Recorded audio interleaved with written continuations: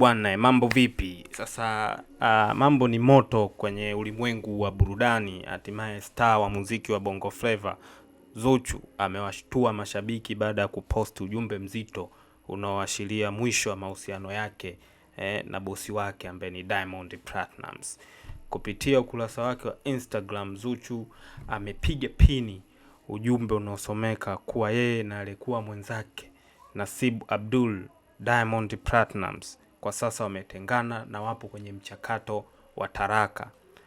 Zuchu ameandika kuwa baada ya miaka 6 ya kuwa pamoja, amejitolea moyo mzito na kuamua kujichagua mwenyewe.